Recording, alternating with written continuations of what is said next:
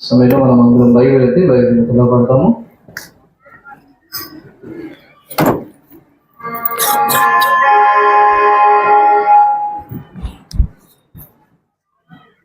గ్రంథ వాగ్దానములని 4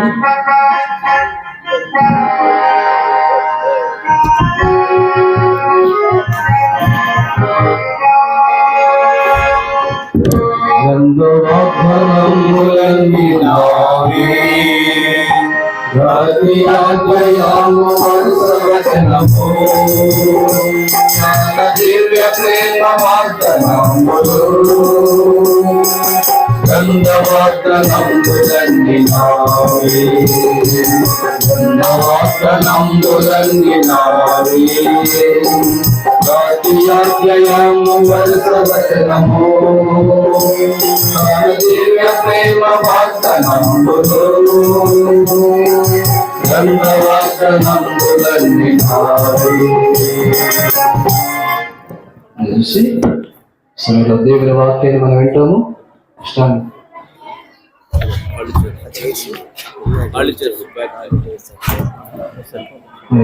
వెనకాల కూర్చుని ఖాళీ ఉన్నా కూర్చొని వెనక ఖాళీగా మన చైర్స్ అలాగని వచ్చేయండి.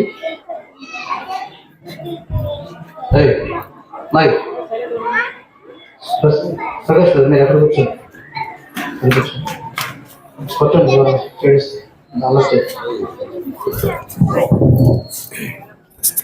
సమయంలో మనం దేవుని వాక్యం వింటాం. మన మధ్యకి లైజర్లు అది తిమోతి గారు వచ్చారు హైదరాబాద్ నుంచి. దేవుని వాక్యాన్ని మనకి అందిస్తారు.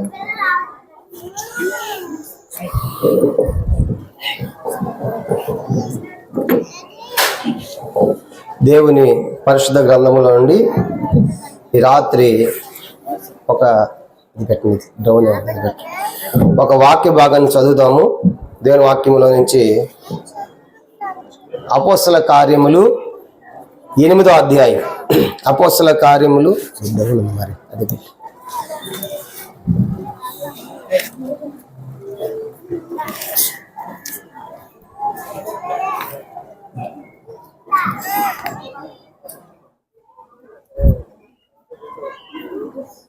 అపోస్తల కార్యములు అట్లా సెట్ చేయండి.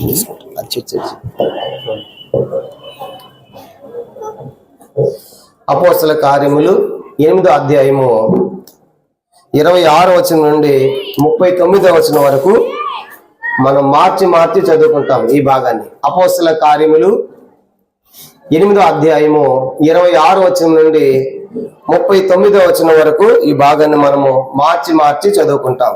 నేను 26 చదువుతాను, 27 మీరు అందరూ చదవండి. అపోస్తల కార్యములు 8వ అధ్యాయం 26. ప్రభు దూత నీవు లేచి దక్షిణముగా వెళ్ళి యెరూషలేము నుండి గాజాకు పోవు అరణ్య మార్గమును కలుసుకోమని ఫిలిప్పుతో చెప్పగా అతడు లేచి వెళ్ళాను. అప్పుడు ఐగుప్తీయుల రాణి అయిన కందాకే క్రింద మంత్రి ఆమె యొక్క ధనాగారం అంతటి మీదనున్న ఐగుప్తు నపుంసకుడు ఆరాధించుటకు యెరూషలేమునకు వచ్చి ఉండెను. అతడు తిరిగి వెళ్ళుచు తన రథం మీద కూర్చుండి ప్రవక్త అయిన యెషయా గ్రంథము చదువుచుండెను. అప్పుడు ఆత్మ ఫిలిప్పుతో నీవు రథం దగ్గరికి పోయి దాన్ని కలుసుకున్నామని చెప్పాను. ఫిలిప్పు దగ్గరకు పరిగెత్తుకొని పోయి అతడు ప్రవక్త అయిన యెషయా గ్రంథము చదువుచుండగా విని, నీవు చదువునది గ్రహించుచున్నావా అని అడగగా, నేను నాకు త్రోవ చూపమంటే ఎలా గ్రహింపగలని చెప్పి రథం ఎక్కి తనతో కూర్చుండమని ఫిలిప్పుని వేడుకొనెను. అతడు లేఖన ముందు చదువుతున్న భాగం మీదనగా, ఆయన గొర్రె వలె వదకు తేబడును, బొచ్చు కత్తిరించి వాని ఎదుట గొర్రెపిల్ల ఎలాగూ మౌనము కొండెనో అలాగే ఆయన నోరు తెరవకుండెను. ఆయన దీనత్వం బట్టి ఆయనకు న్యాయ విమర్శ దొరకపోయాను. ఆయన సంతానమును ఎవరు వివరించరు. ఆయన జీవం భూమి మీద నుండి తీసివేయబడినది. అప్పుడు నపుంసకుడు ప్రవక్త ఎవరిని గూర్చి ఎలాగ చెప్పుచున్నాడు? తన్ను గూర్చియా వేరొకరిని గూర్చియా? దయచేసి నాకు తెలుపమని ఫిలిప్పుని అడిగాను. అందుకు ఫిలిప్పు నోరు తెరిచి ఆ లేఖను అనుసరించి అతనికి యేసును గూర్చిన సువార్త ప్రకటించాను. వారు త్రోవలో వెళ్ళుచుండగా నీళ్లు ఒక చోటికి వచ్చినప్పుడు నపుంసకుడు, ఇదిగో నీళ్లు, నాకు బాప్తీసం ఇచ్చుటకు ఆటంకమేమని అడిగి రథము నిలుపమని ఆజ్ఞాపించెను. ఫిలిప్పు నపుంసకుడు ఇద్దరు నీళ్ళలోనికి దిగిరి అంతటి ఫిలిప్పు అతనికి బాప్తీసం ఇచ్చెను. అందరూ కలిసి 39 చదవండి. వారి నీళ్ళలో నుండి వెడలి వచ్చినప్పుడు ప్రభు ఆత్మ ఫిలిప్పుని కొనిపోయాను. నపుంసకుడు సంతోషించి తన త్రోవను వెళ్ళును. అతడు ఫిలిప్పుని మరి ఎన్నడను చూడలేదు. అపోస్తల కార్యములు మొదటి అధ్యాయము 8వ వచనం కూడా అందరం కలిసి మనం చదువుకుంటాం. అపోస్తల కార్యములు మొదటి అధ్యాయము 8వ వచనం కూడా మనమంతా కలిసి ఈ వాక్యాన్ని మనం చదువుతాం. మొదటి అధ్యాయం 8వ వచనం చదవండి. ఆయనను పరిశుద్ధాత్మ మీ మీదకి వచ్చినప్పుడు మీరు శక్తి నొందెదరు గనుక మీరు యెరూషలేములోను యోదయ సమరయ దేశములంతటను బూది గంతముల వరకు నాకు సాక్షులే ఉందని వాడితో చెప్పాను. ప్రార్థన. పరలోకమందున మా తండ్రి, పరిశుద్ధ దేవ, మీకు స్తోత్రాలు చెల్లించుకుంటున్నాం. ఈ రాత్రికాల సమయంలో నీ పాదాలకు వస్తున్నాం. గత రాత్రి నుంచి ఆరంభించబడినటువంటి ప్రత్యేకమైన కోడికల్లో ఇంతవరకు మీ కృప అనుగ్రహించి ప్రభు గత రాత్రి ఉదయకాలము తన సాయంకాలం సువార్త తిరిగి ఈ చివరి కోడికలో కూడా మీ కృప దయచేయమని ప్రార్థన చేస్తున్నాం. మంచి వార్త మీకు స్తోత్రాలు. పాడిన పాటల ద్వారా మీ నామని మహింపరచుకున్నందుకు వందనాలు. ప్రభు చేరవచ్చిన మాకు యంత్ర శబ్దం ద్వారా వారి గృహాల్లో ఉండి వింటున్నటువంటి మా ప్రియులందరితో కూడా మీరే మాట్లాడండి. నీ యొక్క వాక్యం వినుటి ద్వారా విశ్వాసం కలిగిన రాయబడింది. దయలు మా తండ్రి, మా శక్తి చేత మా భక్తి చేత కాకుండా మీ యొక్క ఆత్మ చేత నడిపించండి. మా సొంత తలంపుల ఆలోచనలు కొట్టివేసి ఈ రాత్రి ప్రభా నీ ప్రజలందరికీ కూడా ఏది అవసరమో అది అనుగ్రహించి మీరే మహిమ పొందమని అయోగదాస్ నిష్ప్రయోజకుడు మీరు అనుగ్రహిస్తే తప్ప ఏమీ పొందలేని వాడిని ఒప్పుకుంటూ మహిమయవత మీకు ఆరోపించుకుంటూ ఇచ్చిన ఈ మంచి వాతావరణం మరి సాయంకాలం మరియు వర్ష వాతావరణం తండ్రి తప్పించి ఇచ్చిన మంచి వాతావరణం బట్టి సూచిస్తూ గణపరుస్తూ వచ్చిన ప్రియులందరూ బట్టి వందనాలు చెల్లించుకుంటూ యేసుక్రీస్తు నామమున ప్రార్థించి వేడుకొనిచున్నాము తండ్రి. ఆమేన్. పిల్లలు ఈ రాత్రికాల సమయంలో దేవుడు మానవాల్ని ఎంతగా ప్రేమిస్తూ ఉన్నాడు అనే దాని గుర్తుగా ఈ రాత్రి ఒక వాక్య భాగాన్ని మనం చదివాం.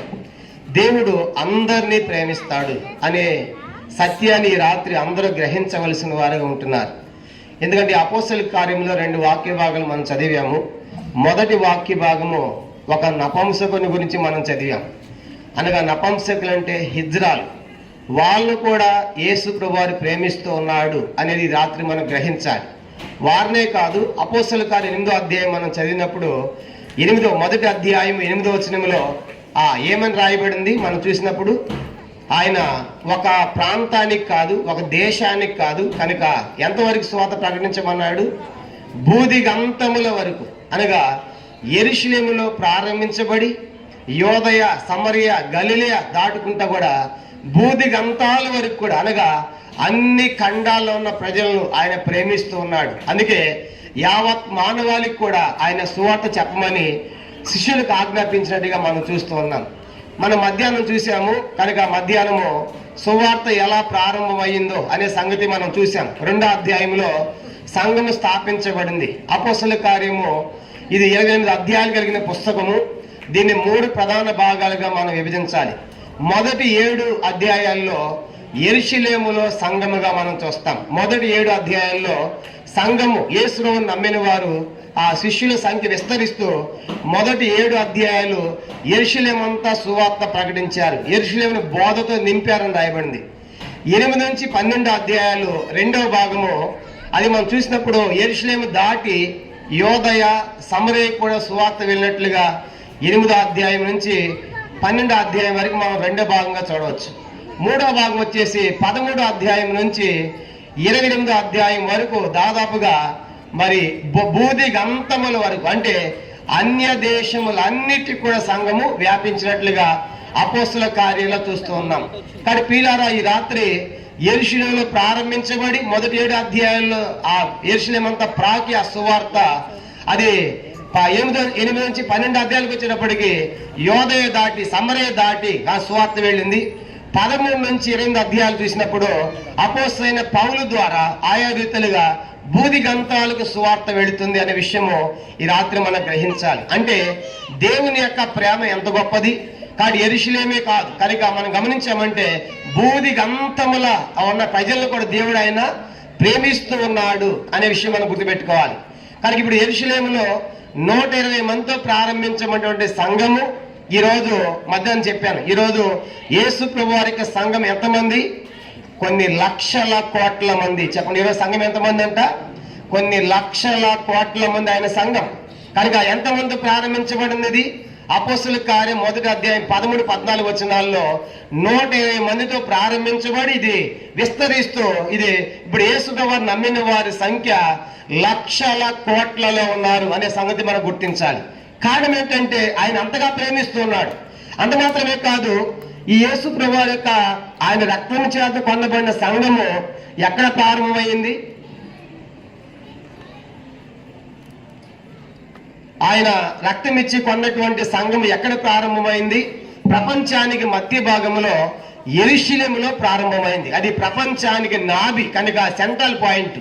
మన దేహానికి బొడ్డు ఎలా సెంట్రల్ మధ్య భాగం ఉంటుందో అలాగే యావత్ దేశానికి కూడా, ఆ ప్రపంచం అంతటికి కూడా యెరూషలేము అనేది ఒక సెంట్రల్ పాయింట్.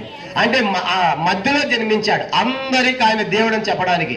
అంత మాత్రమే కాదు, అక్కడ యెరూషలేములో ప్రారంభమైనటువంటి సంఘము ఎక్కడ దాకా వచ్చింది? ఈ రోజు ఈ రాత్రి విజయవాడ ఆర్ఆర్పేట దాకా వచ్చింది. ఈ సంఘం యొక్క మూలాలు వెనక్కి వెళ్ళామంటే ఎక్కడున్నాయి చెప్పండి. ఈ సంఘం యొక్క మూలాలు ఎక్కడ? యెరూషలేములో అనే సంగతి గుర్తుపెట్టుకోవాలి. కాబట్టి యెరూషలేము నుండి ఆ సువార్త ఈరోజు విజయవాడ ఆర్ఆర్పేట దాకా వచ్చింది. కనుక కొన్ని శతాబ్దాలు గడిచినప్పటికి కూడా ఆయన ప్రేమ విస్తరిస్తూనే ఉంది. ఆయన ప్రేమను కనుక ఎవరు ఆపలేకపోతున్నారు. కారణం ఏంటంటే ఆయన బూది గంతముల వరకు కూడా సువార్త వెళ్ళాలి. అది అందరినీ ఆయన ప్రేమిస్తూ ఉన్నాడనే సంగతి ఈ రాత్రి మీకు జ్ఞాపకం చేస్తున్నాను. అందుకే మనం ఒక వాక్య భాగం చదివాం. కనుక ఈ అర్థం కావాలంటే అపోస్తలుల కార్యములు ఆ 3 భాగాలు గుర్తుపెట్టుకోండి. మొదటి 7 అధ్యాయాల్లో సువార్త యెరూషలేము కనుక లోకల్, కనుక యోదయ యెరూషలేములో విస్తరించింది. 7 నుంచి 12 అధ్యాయాలు వచ్చేటప్పటికి ఆ సువార్త యోదయ దాటి యోదయ దాటి సమరయకు వెళ్ళేట్టుగా మనం చూస్తాం. 13 నుంచి 23వ భాగంలో అన్య దేశాలన్నిటికి కూడా బూది గంతాల వరకు కూడా సువార్త వెళ్ళండి. అపోస్తలుల కార్యాలు దాదాపుగా 30 దేశాల ప్రస్తావన ఉంది. అపోస్తలుల కార్యాల్లో 30 దేశాల పేర్లు రాయబడ్డాయి. 100 కంటే ఎక్కువ పట్టణాల పేర్లు రాయబడ్డాయి. కాబట్టి ఒక అపోస్తలుల కార్యాల్లోనే 30 దేశాల పేర్లు అంటే 30 దేశాలకు ఆ దినాల్లోనే సువార్త వెళ్ళండి. 100 కంటే ఎక్కువ పట్టణాలు ఎక్కడుంటే మనం చూస్తాం. కారణం ఏంటంటే అందరినీ ఆయన ప్రేమిస్తూ ఉన్నాడు అనే విషయం ఈ రాత్రి మీకు జ్ఞాపకం చేస్తున్నాను. అందరినీ అంటే ఎలాంటి వారినైనా ప్రేమిస్తాడు. చూడండి, అపోస్తలుల కార్యములు 8వ అధ్యాయం మన ఈ వాక్య భాగం చదివాము. ఈ అపోస్తలుల కార్యం 8వ అధ్యాయం వెళ్ళక ముందు ఒకసారి నేను మీకు మ్యాప్ చూపిస్తాను. అందరూ కూడా మీ బైబిల్లో వెనకాల మ్యాప్ ఉంది చూడండి. బైబిల్లో చివర కొత్త నిబంధన కాల పాలస్తీన్ అనే ఒక మ్యాప్ చూస్తే మీకు ఇది అర్థమవుతుంది. కనుక కొత్త నిబంధన కాల పాలస్తీన్ అనేటువంటి ఈ మ్యాప్ నేను చూపిస్తాను. మొట్టమొదటి నా మ్యాప్ చూడండి. ఇక్కడ అందరూ కూడా ఇక్కడ కొత్త నిబంధన కాల పాలస్తీన్లో కింద యోదయ ఉంది. ఇది యోదయ దేశం, దాని రాజధాని యెరూషలేం. కానీ దానిపైన యెరూషలేం ఉంది. ఇదంతా యోదయ దేశము. దానిపైన ఏముంది? సమరయ దేశము. దానిపైన ఏముంది? గలిలయ దేశము, దాని పైన కార్నర్ లో దమస్కు ఉంది. అపోస్తలుడైన పౌలు ఆ దమస్కు దాకా, యోదయ దాటి, సమరయ దాటి, గలిలయ దాటి కనుక దమస్కు అంటే సిరియా దేశం దాకా వెళుతున్నాడు సువార్తను ఆపాలని. కానీ పౌలు ఆపలేకపోయాడు. పిల్లలు, ఈ రాత్రి దానికంటే ప్రధానమైన సంగతి మనం చదువుకున్న వాక్య భాగం చూడండి. కింద యోదయ దేశం పైన, యోదయ దేశంలో పైన యెరూషలేము ఉంది, దానికి డౌన్ లో కింద ఏముంది, గాజా అని ఉంది. గాజా అంటే ఆ గాజా గుండా కిందకి వెళితే ఆఫ్రికా ఖండానికి మనం వెళతాం. కాబట్టి ఏ ఖండం అంటది, ఆఫ్రికా ఖండం. కనుక కొత్త నిబంధన కాల పాలస్తీనాలో యోదయ దేశము, దానిపైన ఆ యెరూషలేము నుండి డౌన్ కిందకు వస్తే గాజా అని కనపడుతుంది మీకు. అంటే యెరూషలేము నుంచి గాజాకి వెళ్ళాలంటే దాదాపుగా 4000 కిలోమీటర్లు. చెప్పండి, ఎన్ని కిలోమీటర్లు అంట? 4000 కిలోమీటర్లు. కనుక 4000 కిలోమీటర్లు అంటే మనం ప్రయాణించాలంటే ఈ రోజుల్లాగా మనకి కార్లు, వాహనాలు, బండ్లు, వెహికల్స్ లేవు. ఆ దినాలు ఎట్లా ప్రయాణం చేసేవాళ్ళు? వాళ్ళు రథాల మీద వెళ్ళేవారు. కనుక రాజులైతే కొంతమంది గాడిదల మీద వెళ్ళేవాడు, కొంచెం దగ్గర అయితే ఆ రీతిగా పశువుల మీద వెళ్తూ వచ్చేవాడు. కానీ ఈ నపుంసకుడిని మనం చూసినప్పుడు ఈ రాత్రి 10 సంగతులు మీకు తెలియజేయాలని కోరుతున్నాను. ఈ నపుంసకుని గురించి అద్భుతమైన సంగతులు ఈ రాత్రి మనం చూస్తాం. అపోస్తలుల కార్యములు 8వ అధ్యాయం చూడండి. ఆ మ్యాప్ మనసులో గుర్తుపెట్టుకుని ఇప్పుడు అపోస్తలుల కార్యం మనం చదువుదాం. అపోస్తలుల కార్యములు 8వ అధ్యాయము చూడండి, 26వ వచనం. ప్రభు దూత, నీవు లేచి దక్షిణముగా వెళ్ళి ఆ యెరూషలేము నుండి గాజాకు పోవు అరణ్య మార్గమును కలుసుకోమని ఫిలిప్పుతో చెప్పగా అతను లేచి వెళ్ళాను. కనుక ఈ రాత్రి గమనించాలి. ఇప్పుడు ఈ సందర్భంలో ఏంటంటే 26వ వచనానికి ముందు ఏం జరిగిందంటే, ఫిలిప్పు సమరయకి వెళ్ళాడు. సమరయకి వెళ్తే సువార్త ప్రకటిస్తా ఉంటే అక్కడ గాడివాడు ఉన్నాడు. కనుక ఆ గాడివాడు కూడా నాకంటే గొప్ప శక్తి ఉందని నమ్మాడు. వాడు బాప్తిసం పొందాడు. కానీ మనసు, హృదయం మారలేదు, మారు మనసు పొందలేదు. తర్వాత గద్దించాడు. తర్వాత అన్నాడు, మీరే నా కోసం ప్రార్థన చేయండి అంటే అతను కూడా మారాడు, గాడివాడు. అప్పుడు సమరయలో చాలా మంది యేసుని నమ్ముకున్నారు. సమరయలు యేసుని నమ్ముకున్న సంగతి యెరూషలేములో ఉన్నటువంటి అపోస్తలులకి వార్త పంపించినప్పుడు పేతురు, యోహానులు వచ్చి వాళ్ళ కోసం ప్రార్థన చేశారు. పరిశుద్ధాత్మ దేవుడు అక్కడ దిగినట్లుగా 8వ అధ్యాయంలో మనం చూస్తాం. 8వ అధ్యాయం 14-16 వచనాలు మీరు చదివితే వాళ్ళు యేసుని అంగీకరించారు, వాక్యం అంగీకరించారు. యెరూషలేము నుంచి పెద్దలైనటువంటి పేతురు, యోహానులు వచ్చారు. సమరయ వారి కోసం ప్రార్థన చేసినప్పుడు సమరయ వారు బాప్తిసం పొందారు. ఇప్పుడు సమరయలో సంఘము ఏర్పడింది. కనుక 8వ అధ్యాయము వచ్చేటప్పటికి లోకల్ యెరూషలేము దాటి ఎక్కడి దాకా వెళ్ళింది, ఇప్పుడు సమరయ దాకా వచ్చింది. ఇప్పుడు సమరయ సంఘం ఏర్పడిన తర్వాత ఫిలిప్ అనుకోవాలి, నాకెందుగా మంచి సంఘం ఉంది, కానీ ఇక్కడ నేను సేవ చేస్తా ఉండాలి అని బహుశా అనుకుంటున్నాడో మనకు తెలియదు. ఇప్పుడు ఎంతో మంది మధ్య సువార్త ప్రకటించినటువంటి ఫిలిప్ ఇక్కడ దైవ సేవకులుగా మనం తీసుకోగల హెచ్చరిక ఏంటంటే, ఆ సంఘమైన సేవ చేస్తున్నాడు. చేస్తూ ఉండగా సడన్ గా దేవుడు చెప్పాడు, నువ్వు అర్జెంట్ గా బయలుదేరి సమరయాన్ని ఖాళీ చేయాలి అన్నాడు. మనం ఏం చేద్దాం చెప్పండి? అప్పుడు దాకా అంతమంది మంది సేవ చేసి ఒక్కసారి వెళ్ళాలి. ఎవరి కోసం అంట? ఒక్కరికి వాక్యం చెప్పాలి, ఒక్కరికి సువార్త ప్రకటించాలి. దానికోసం ఖాళీ చేయమని దేవుడే ఫిలిప్ని పంపిస్తూ ఉన్నాడు. కానీ ఇప్పుడు ఫిలిప్ 26వ వచనంలో చూసినప్పుడు నిజంగా ఫిలిప్కి ఎంత తెగింపు ఉంది, ఎంత ఆ దేవుని కోసం సమర్పించుకునే వ్యక్తిగా. అప్పుడు దాకా సంఘంలో ఉన్నటువంటి వ్యక్తి ఒక్కసారిగా ఒక్కరి కోసం పరిగెడుతున్నాడు, ఒక్కరికి సువార్త చెప్పాలని పరిగెడుతున్నాడు, ఒక్కరికి బాప్తిస్మాలని వెళుతున్నాడు. చూడండి, మనము చెప్పమంటే ఒక్కరి సువార్త చెప్తామా? ఇలాంటి ప్రత్యేకమైన కోడికలు అంటే చాలా మంది వస్తారని మనం ఎక్స్పెక్ట్ చేస్తాం. మనం అనుకున్న దానికన్నా రాలేదనుకోండి, ఏమైపోతాం? మనం అంతా డల్ అయిపోతాం. కాబట్టి ఏం తప్ప ఇంతమంది, అసలు కొంతమంది మనుషులు లేకపోతే మనము చాలా నీరసిల్లిపోతాం. అంటే ఎక్కువ మంది ఉంటే మన బోధ కూడా పెరుగుతుంది అన్నమాట. ఇప్పుడు ఫిలిప్పుని చూసి దైవ సేవకులు మనం ఏం తెచ్చుకోవాలంటే 100 మంది ఉన్నా ఒకటే చెప్పాలి, ఒక్కడికి కూడా ఒకటే చెప్పాలి. ఇప్పుడు బాప్తిసం కూడా ఎంతమందికి ఇచ్చాడు ఫిలిప్పు?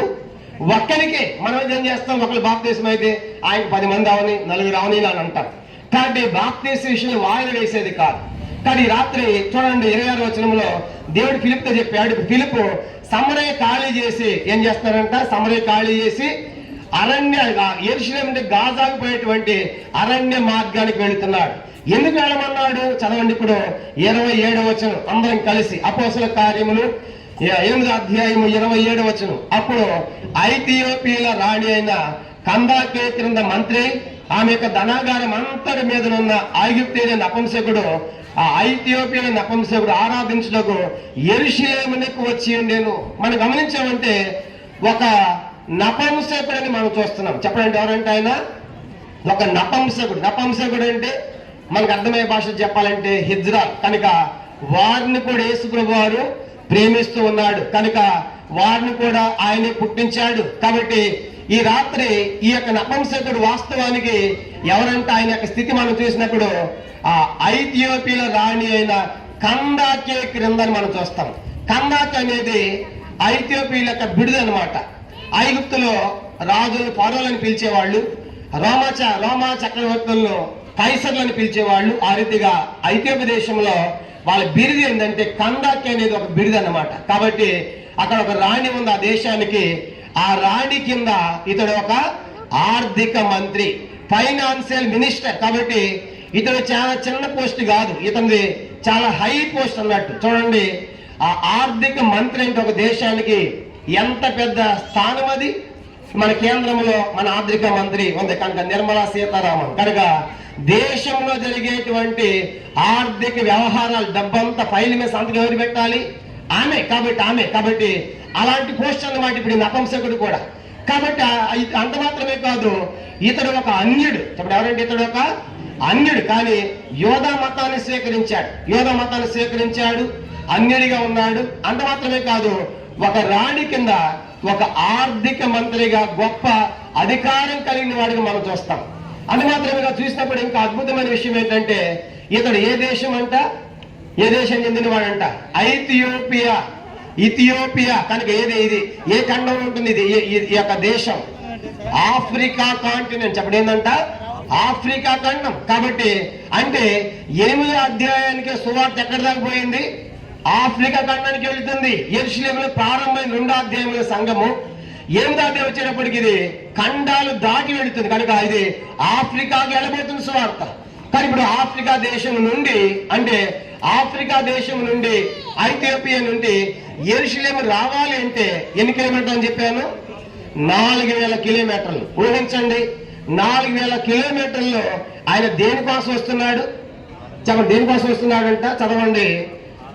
దేనికోసం? 27 వచనం, ఆరాధించుటకు యెరూషలేమునకు వచ్చి ఉండేను. కాబట్టి 4000 కిలోమీటర్లు దేనికోసమైన ప్రయాణము? దేనికోసం అంట? ఆరాధించాలి. 4 కిలోమీటర్లు అయితే మనం తిప్పలు పడుతూ ఉంటాం, మందిరం మాకు దూరం అయిపోయిందంట. కానీ ఇప్పుడు ఆయన 4000 కిలోమీటర్లు అంటే ప్రయాణం చేయాలంటే రథము సుమారుగా రోజుకి 100 కిలోమీటర్లు నడవలేదు, ఎందుకంటే పశువులు లాగాలి. కాబట్టి రోజుకి 100 కిలోమీటర్లు అంటే ఇప్పుడు 4000 కిలోమీటర్లకు ఎన్ని రోజులు పడుతుంది? 4 × 40 × 100. కనుక రోజుకి 100 కిలోమీటర్లు చొప్పున 4000 కిలోమీటర్లు అంటే ఎన్ని రోజులు పడుతుంది? 40 రోజులు. చెప్పండి, ఎన్ని రోజులు అంట? ఇప్పుడు ఆఫ్రికా నుంచి బయలుదేరి యెరూషలేము రావాలంటే అతను పట్టే సమయము 4000 కిలోమీటర్లు రావాలంటే, రీచ్ అవ్వాలంటే రోజుకు 100 కిలోమీటర్ల కన్నా రథం ఆ పశువులు నడవలేవు. కాబట్టి ఆ రథాలు లాగలేవు, కానీ రథాలు. కాబట్టి 100 కిలోమీటర్లు ప్రయాణం చేస్తే పట్టే కాలం ఎంత? 40 రోజులు. మళ్ళా తిరిగి రావాలంటే ఎంత కాలం పడుతుంది?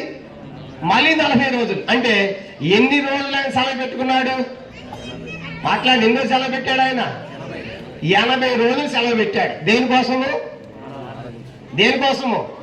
ఆరాధించాలి. నాకు తెలిసి బహుశా ఇక్కడ ఆర్థిక మంత్రులు ఎవరు లేరు. ఆదివారం ఆరాధన ఎందుకు కావాలంటే నాకు బిజీ అన్న, హైటెక్ అన్న, లోటెక్ అన్న, బీటెక్ అన్న, సాఫ్ట్వేర్ అన్న, నాకేడ బిజీ అన్న అని చెప్పేసి ఎన్ని సాకులు చెప్తామో చూసారా? ఈ యొక్క హై క్యాడర్ ఉన్నటువంటి వ్యక్తి, ఒక ఆర్థిక మంత్రి 80 రోజులు సుమారుగా సెలవు పెట్టి వస్తున్నాడు. దేనికోసం అంట? ఆరాధించాలి, దేవుని దగ్గరికి వెళ్ళాలి. నిజంగా అతని ఆశ ఎంత గొప్పది. అయితే విచారమైన సంగతి ఏంటంటే నపుంసకులను వారి మందిరంలోకి రాని ధర్మశాస్త్ర ప్రకారం, భవిష్యత్తుగా తెలుసో తెలియదు మనకు తెలియదు, కానీ తెలుసుంటే ఒకవేళ రానిపోయినా పర్వాలేదు, నేను అక్కడి దాకా వెళ్ళొస్తా, ఇక్కడ దాకా యెరూషలేము దాకా వెళ్ళొస్తా, పోనీ రాణిస్తే లోనికి పోతాను, లేదంటే అక్కడే ప్రదక్షిణ చేసి తిరిగి వస్తా అనుకున్నాడు. బహుశా 80 రోజులు సెలవు పెట్టి 4000 కిలోమీటర్లు ప్రయాణం చేసి బయలుదేరుస్తున్నాడు. మొత్తానికి యెరూషలేము వచ్చాడు. కానీ యెరూషలేము చేరుకున్నాడు. కాబట్టి ఆడ ఆరాధించలేదు మనకు తెలియదు, కానీ లోనికి రానిచ్చేది రాయబడలేదు, కానీ యెరూషలేము అయితే చేరుకున్నాడు. ఈ రాత్రి మనం గమనించాలి, ఒక వ్యక్తి దేవుని కోసం ఎంత ప్రయాణం చేసి వెళ్తున్నాడు, ఎంత ఇప్పుడు 4,000 కిలోమీటర్లు అంటే ఎంత డబ్బు ఖర్చు అయి ఉండాలి? 4,000 కిలోమీటర్లు ఎంత ఖర్చు అవుతుంది?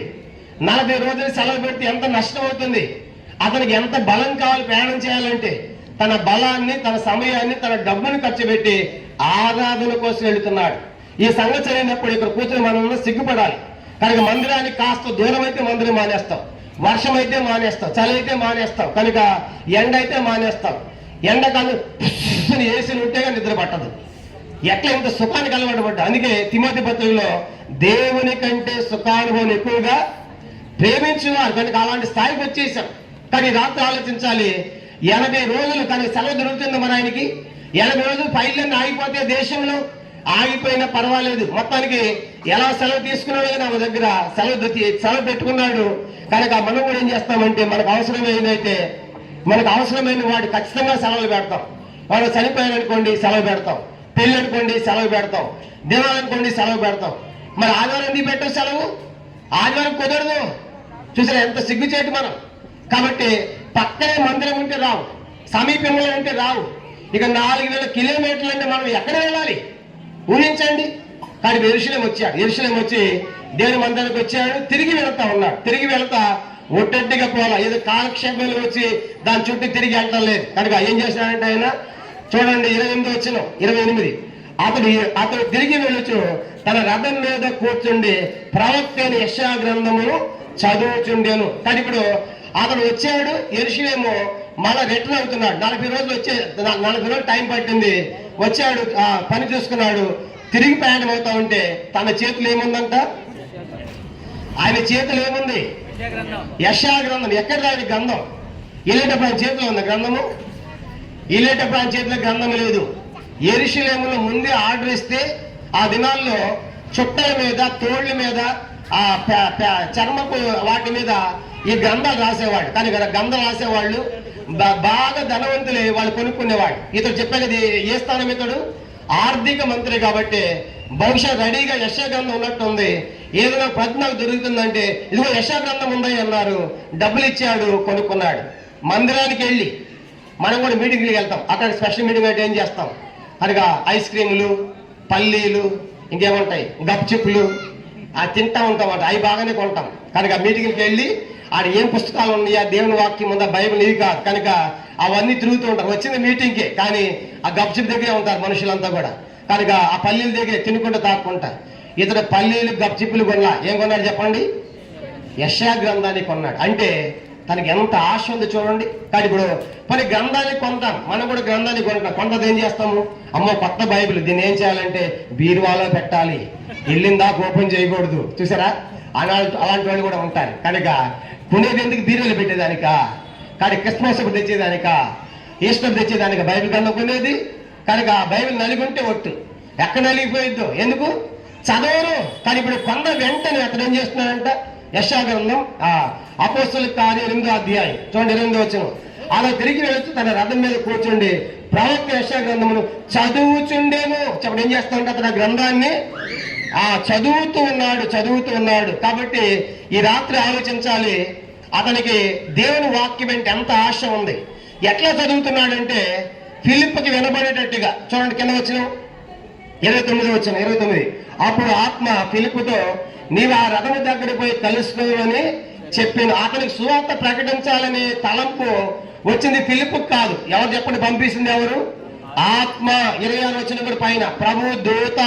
కానీ ఇప్పుడు దేవుడు ఎంతగా ప్రేమిస్తున్నాడంటే ఈ నపుంసకుడు ఒక్కని సువార్త చెప్తే ఏ ఖండానికి వెళ్తుంది సువార్త? ఆఫ్రికా ఖండానికి వెళ్తుంది. ఇతడు సామాన్యుడి కాదు, ఇతడు ఒక అధికారి, ఒక కేంద్ర మంత్రి. కాబట్టి ఇతను నమ్మితే మాత్రము ఆఫ్రికా ఖండం అంతా సువార్త పోతుంది. కాబట్టి అతను ఒక్కడి చెప్పాలని చెప్పేసి దేవుడే పంపిస్తున్నాడు.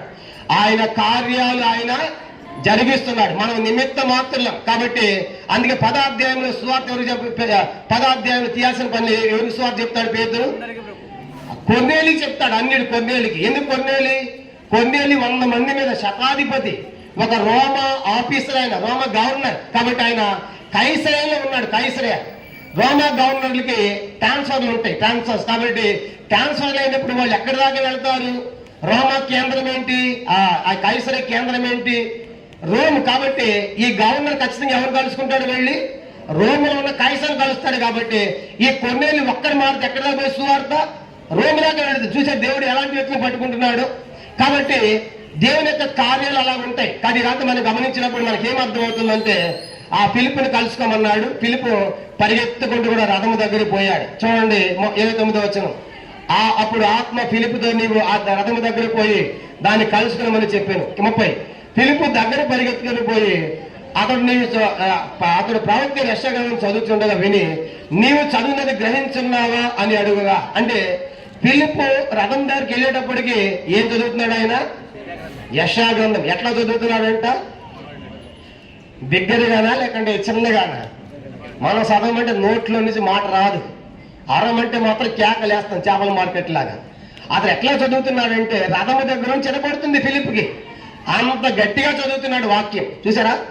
నోరు ఇచ్చినప్పుడు చదువున్నప్పుడు ఏం చేయాలి? దేని యొక్క వాక్యాన్ని చదవాలి.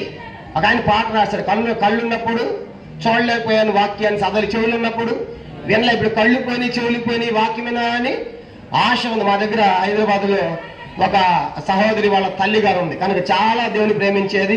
ఆ విజయవాడ వాస్తవ్యాలు ఎన్నో పుస్తకాలు రాసింది కనుక ఎన్నో పుస్తకాలు చదివింది ఆమె. ఇప్పుడు కళ్ళు కనపట్టలేదు. ఆ ఆశ ఏంటంటే నేను బైబిల్ చదవాలని. కానీ ఇప్పుడు కళ్ళు కనపట్టలేదు. దీని అంతా టీవీ దగ్గర కూర్చుంటది, వర్తమానాలన్నీ వినుకుంటా ఉంటది. ఎంత ఆశ! అందుకే చెప్పేది ఏంటంటే మనకు కళ్ళుండగా ఏం చేయాలి? వాక్యాన్ని చదవాలి. కాబట్టి ఇప్పుడు అతను బిగ్గరగా చదువుతున్నాడు. అది ఎవరికి కనపడుతుందంట? ఫిలిప్ కనపడింది. కానీ ఫిలిప్ కనపడి చదివేది నీకు అర్థమవుతుందా అన్నాడు. అనగానే ఎవరన్నా చెప్పకపోతే నాకు ఎలా అర్థమవుతుంది, త్రోవ చూపించకపోతే నాకు ఎలా తెలుస్తుంది అంటే యథార్థముగా ఏం చేస్తాడు ఆయన? ఒప్పుకున్నాడు. మనమైతే నీకు అర్థమైందంటే కొన్నిసార్లు ఏమొస్తాం, అమ్మో నేను సేవకుని కాబట్టి నాకు తెలియదంటే ఎట్లాగూ అని తెలిసేట్టుగా నటన చేస్తూ ఉంటాం. అలా చేయకూడదు. తెలియనప్పుడు తెలియదని నేర్చుకోవాలి. కనుక తప్పేముంది? ప్రతి ఉపాధ్యాయుడు నిరంతరం ఒక విద్యార్థి. కాబట్టి ఎంత నేర్చుకుంటామో అంత వాడుకుంటాడు దేవుడు. అని ఇవాళ చాలా మంది పిస్టేజ్ ఏంటంటే ఆయన చెప్తే మేమినేది ఏంటంట, ఇది మాకు తెలియంది కాదు అంటాడు. నిజంగా అసలు నాకు తెలియదు, కానీ కొన్ని సంగతులు తెలుసుకోవాలి. కాబట్టి ఇప్పుడు అతను అంటున్నాడు నీకు అర్థమైంది ఏమన్నాడు? ఎవరైనా త్రోవ చెప్పుకుంటే నాకు ఎలా తెలుస్తుంది అన్నాడు. కానీ మనం కూడా అర్థం కానప్పుడు ఏమని చెప్పాలి చెప్పండి? అర్థం కానప్పుడు ఏం చెప్పాలి? తెలియదని చెప్పాలి, నేర్చుకోవాలి. కనుక టీచర్ ఉంటాడు కనుక క్లాస్ రూమ్లో ఎవడు వింటున్నాడు ఎవడు వింటలేదు టీచర్కి అర్థమవుతుందా లేదా? ఖచ్చితంగా అర్థమవుతుంది. కనుక ఎవడు వింటలేదు. నేను కూడా వెళ్ళినప్పుడు కాంగ్రిగేషన్లో అందరూ వింటా ఉంటే నా ప్రతి వర్తమానం 1.5 గంట ఉంటుంది. కనుక వాళ్ళు వింటా ఉంటే చెప్తానే ఉంటా. మన చింతలని హెచ్ఎండి పంపించారు ఒక సండే. అక్కడ ఒక వర్తమానమే 1.5 గంట చెప్పా. 3 చెప్పాలంట. అన్న టైం అయిపోయింది అన్నారు. నాకు ముగిచ్చేద్దామంటే మళ్ళీ అందరూ మాట్లాడుకుని లేదన్నా 3 తోడు చెప్పాల్సిన టైం అని అంటే ఇంకో అరగంట ఇంకో వర్తమానం చెప్పా. కాబట్టి అంటే వింటా ఉంటే చెప్పాలనిపిస్తుంది. వాళ్ళు విన్నప్పుడు చెప్పి వేస్ట్ కదా, మధ్యలో వదిలేస్తాం. కాబట్టి వింటున్నారు లేదనే వాళ్ళకి చెప్పే వాళ్ళకి పూర్తిగా తెలుస్తుంది, కానీ గ్రహిస్తాం, కానీ అర్థమవుతుంది. కానీ ఈ రాత్రి తలంపు ఏంటంటే అతనికి ఎంత ఆశ ఉందంటే ఎవరన్నా రోజు మీద తెలుసుకోవాలని ఆశపడుతున్నాడు. చూడప్పుడు ఏమంటున్నాడు? 31వ వచనం. అతడు ఎవడైనా నాకు త్రోవ చూపుకుంటే ఎలా గ్రహించాలని చెప్పి రథం ఎక్కి తనతో కూర్చున్నామని ఫిలిప్పును వేడుకొనేను. ఇప్పుడు ఆలోచించండి, అతడు ఎవరు చెప్పండి? ఒక ఆర్థిక మంత్రి. చెప్పండి ఎవరైనా ఆర్థిక మంత్రి. ఇప్పుడు ఎవరు ఎక్కించుకున్నాడు రథం మీదకి? ఒక సామాన్యమైన సువార్థికుడిని. చెప్పండి ఎవరంట? సువార్థికుని ఎక్కించుకుంటున్నాడంటే ఎంత తగ్గించుకోవాలి? ఒక ముఖ్యమంత్రి పోత రోడ్డు మీద చేయి తాపుతాడా? ఎక్కించుకుంటాడా? ఇప్పుడు అదే స్థాయింది. కనుక ఆర్థిక మంత్రి పోత ఉండి ఫిలిప్పుని ఎక్కించుకుంటాడంటే తాను ఎంతగానో తగ్గించుకుంటున్నాడు. అంత మాత్రమే కాదు, వేడుకుంటున్నాడు. అయ్యా నాకు చెప్పు వేడుకుంటున్నాడు అంటే అర్థం ఏంటి? తన లోపల ఎంత తృష్ణ ఉంది, ఎంత ఆశ ఉంది దేవుని తెలుసుకోవాలని. కాబట్టి అది దేవుడు గుర్తించాడు. కాబట్టి ఈ రాత్రి ఆ తృష్ణ మనకుందా? దేవుని తెలుసుకోవాలని, దేవుని యొద్దకు రావాలనేటువంటి ఆశ మనకుందా? కాబట్టి అలా తగ్గించుకొని అడిగి ఎవరైనా నేర్చుకుంటున్నామా? కానీ రాత్రి ఆలోచించాలి. అతను అంటాడు, అయ్యా నువ్వు రథం ఎక్కని వేడుకోవటం. ఒక ఆర్థిక మంత్రి ఒక సామాన్యమైన వ్యక్తిని వేడుకోవటం అంటే ఎంతగా తగ్గించుకున్నాడు. అంత మాత్రమే కాదు, ఇంకా మనం గమనించామంటే ఆయన తగ్గించుకుని రథం మీద కూర్చోబెట్టుకున్నాడు తనతో సమానముగా. ఎవరిని? ఒక సామాన్యమైన సువార్థికుడిని కూర్చోబెట్టుకుంది. ఎవరు? ఒక ఆర్థిక మంత్రి. ఈ రాత్రి ఆలోచించండి. మనం గమనించామంటే మరి ఆ రీతిగా తను ఎంతగానో తగ్గించుకుని రథం మీద కూర్చోబెట్టుకున్న తర్వాత ఆయన చదువుతున్నటువంటి భాగం ఏంటంటే అది పుస్తకం యెషయా గ్రంథము భాగం ఏంటది చూడండి 32వ వచనం. అతడు లేఖనమందు చదువుతున్న భాగం ఏదనగా ఆయన గొర్రె వలె వదకు తేబడును, బొచ్చు కత్తిరించి వారి ఎదుట గొర్రె పిల్ల ఎలాగ మౌనమును అలాగ ఆయన నోరు తెరవలేదు. ఆయన దీనత్వను బట్టి ఆయనకు న్యాయ విమర్శ దొరకపోయాను. ఆయన సంతానం ఎవరు వ్యవహరింతుడు, ఆయన జీవం భూమి మీద నుండి తీసివేయబడినది. ఇదంతా యెషయా గ్రంథంలో ఏ అధ్యాయంలో రాయబడింది చెప్పండి? 53వ అధ్యాయం. కనుక సరిగ్గా సిలువను గూర్చిన అధ్యాయం అది. కనుక 53వ అధ్యాయం యెషయా గ్రంథము, కీర్తన 22 అధ్యాయాలన్నీ కూడా ఏ కీర్తనలు అవన్నీ కూడా దేనికి సంబంధించినవి? సిలువకు సంబంధించిన కీర్తనలు. కానీ ఆ గ్రంథాలు అధ్యాయాలు చదువుతున్నాడు. ఆ గ్రంథం చదువుతున్నప్పుడు ఆ మాట చదువుతున్నప్పుడు అతనికి ఒక ప్రశ్న వచ్చింది. చూడండి 34వ వచనం. అప్పుడు నపుంసకుడు ప్రవక్త ఎవరిని గూర్చి ఇలా చెప్పుచున్నాడు? తన్ను గూర్చియా వేరొకరిని గూర్చియా? దయచేస్తే నాకు తెలుపమని ఫిలిప్పును అడిగాను. కానీ ఇప్పుడు ఆ చైన్ తర్వాత అయ్యా ఈ మాట చెబితే ప్రవక్త ఆయన గురించా లేక వేరొకరి గురించా? దయచేసి నాకు చెప్పంటే అతనికి తెలుసుకోవాలని ఎంత ఆశ ఉంది, ఎంత తృష్ణ ఉంది.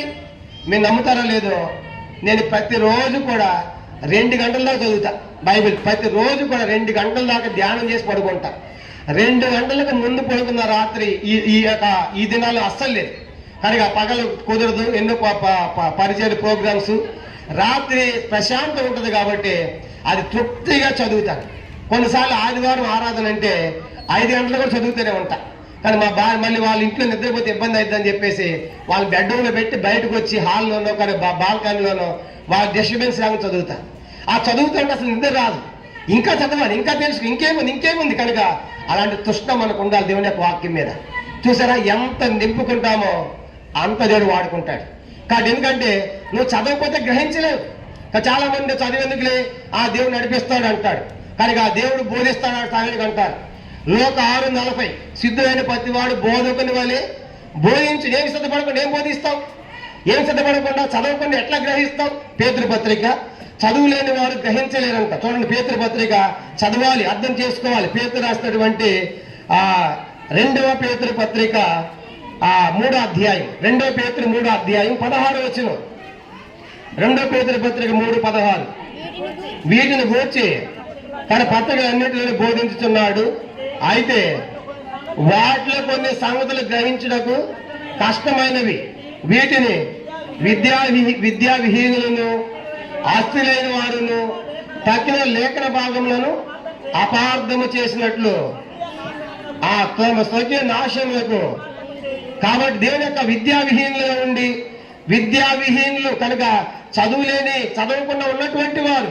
ఇప్పుడు దాన్ని చదువు లేకపోతే అది వేరే సంగతి. ఇప్పుడు చదువుకున్నావు సరైన దాన్ని గ్రహించాలి కదా. కాబట్టి విద్యావిహీనులు దాన్ని ఏం చేయలేదంట, గ్రహించలేకుండా తప్పు బోధలు చేస్తారు. కాబట్టి ఈ రాత్రి ఆలోచించాలి. ఆ నపుంసకుడు అడుగుతున్నాడు, అయ్యో దయచేసి నాకు తెలియని అడుగుతున్నప్పుడు అతను ఏం చెప్పాడంట చూడండి 35వ వచనం.